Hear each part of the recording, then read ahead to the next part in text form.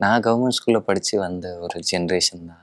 எ எனக்கு நான் அது ரொம்ப கடமைப்பட்டுருக்கேன். நான் கவர்மெண்ட் ஸ்கூல்ல படிக்கும்போது, அவ்வளோ டீச்சர்ஸ் அவ்வளோ உதவி பண்ணியிருக்காங்க. லைஃபோட நெறைய இடங்கள, நெறைய கதவுகள ஓப்பன் பண்ணி விட்டுருக்காங்க. ஸோ, அதனால தான் நான் வந்து கவர்மெண்ட் ஸ்கூல்ல படிச்சு ஒருத்தர் லைஃப்ல ஒரு பெரிய ஆளா ஆறாங்கன்றத, இந்த கேரக்டர்ல ஒரு லேயரா வைப்போம்ன்னு தோணுச்சு. இன்ஃபேக்ட் எனக்கு ஒரு சின்ன பயம் இருந்தது. அவங்க ஃபர்ஸ்ட்டு சொல்லும்போது, "தம்பி நீ பிரைவேட் ஸ்கூல்ல படிக்கிற, நான் கவர்மெண்ட் ஸ்கூல்ல படிக்கிறேன். அத ஞாபகம் வச்சுக்கோன்னு" ஆமா. சொல்லும்போது, யாரோ மிஸ் அண்டர்ஸ்டாண்ட் பண்ணிருவாங்களோன்ற எனக்கு ஒரு பயம் கூட இருந்தது. பிரைவேட் ஸ்கூல் தான் அப்ப சூப்பர்ன்னு.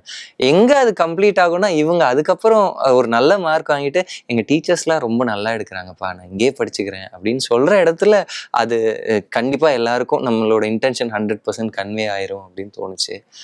ரொம்ப முக்கியமா இன்னைக்கு இருக்கிற ஜெனரேஷன்ல ஒரு மேஜர் பார்ட் ஆஃப் த மக்கள் வந்து கிராமங்கள்லேருந்து, இங்கேருந்து செகண்ட் டயர் டவுன்லேருந்து வந்தவங்க எல்லாருமே கவர்மெண்ட் ஸ்கூல்ல படிச்சு தான் இன்னைக்கு ஒரு அது மூலமா லைஃப்ல ஒரு டிகிரி வாங்கி ஒரு இடத்துக்கு வந்திருக்காங்க.